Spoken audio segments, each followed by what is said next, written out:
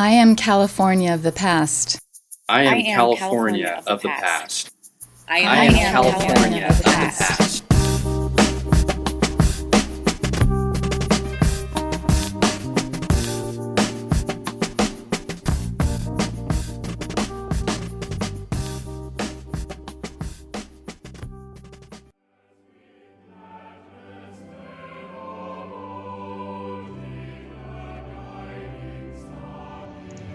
Hello, I'm Mark Cunningham. I've been asked to share the history and recent renovation of the sanctuary building of the First Presbyterian Church of Alameda, and particularly its stained glass windows. The East Bay Express recently awarded the First Presbyterian Church of Alameda the best stained glass windows in the East Bay, and in the award they mentioned that Alameda has the distinction of having the most stained glass per capita of any city in the country. Reverend Frank Brush was the church minister during the design and building of the current sanctuary at the turn of the century, 1902, 03, and 04. While he was traveling in Italy, he was struck by the beauty of religious stained glass art.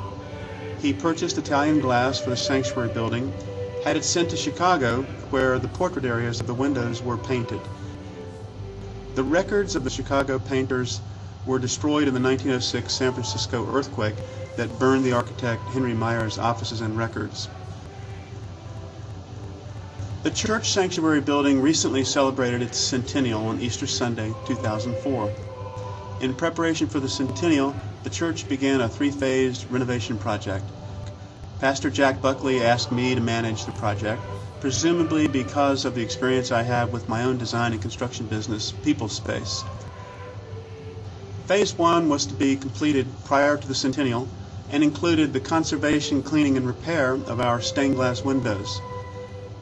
In addition to the windows, we also painted the exterior of the church, repaired the front steps, and added a protective covering over the exterior of the windows.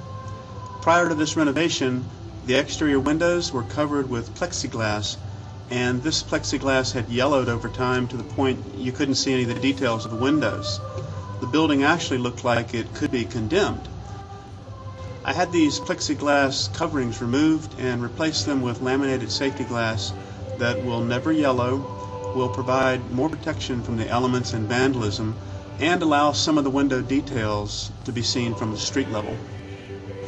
The window conservation work was done by Joan DeStefano Ruiz of Joan Fine Art, a local artist and member of the board of directors for the American Glass Guild. Joan, like many others, had long since fallen in love with these windows. Joan used a mild solution of acetone and distilled water, combined with cotton balls, no paper, and wood, no metal, to dust off and clean years of collected oily, waxy residues from when the church was lit with gas lamps. The result was spectacular. These scenes are hand-painted on imported Italian stained glass. There are 14 windows. Each are 5 feet wide and 14 feet tall. 10 of the windows show a hand-painted depiction of a scene from the life of Christ. These figures are surrounded by unpainted, multicolored, opalescent stained glass. The painted figures are wildly different in color tone, but have very natural and beautiful effects. The windows are special in my mind because they are so artistic. Each of the 10 were painted from actual pieces of artwork put together by masters in the 17th and 18th centuries. These windows look like fine paintings, works of art.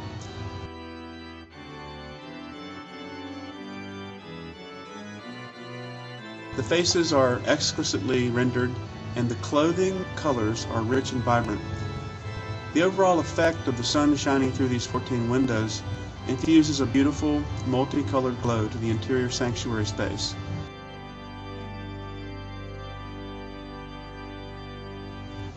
At night, we've mounted spotlights shining from inside the sanctuary, so much of the grandeur of the windows can be seen from the exterior at night. We've since completed Phase 2 of our renovation project at the church, which included structural and seismic improvements. Since we had to tear the interior apart to complete these tasks, We gave the interior a fresh coat of paint, sanded and protected the floors, renovated the pews, and laid new carpet. We also had the organ tuned up, pipes repaired and painted. The overall effect of the window cleaning, recovering, and the exterior and interior renovations has restored this National Historic Registry building to its original splendor. Words can't accurately describe the beauty of this sanctuary when the morning sun is streaming through these windows. So I invite you to see it for yourself. It's been my pleasure to share this with you. Thank you.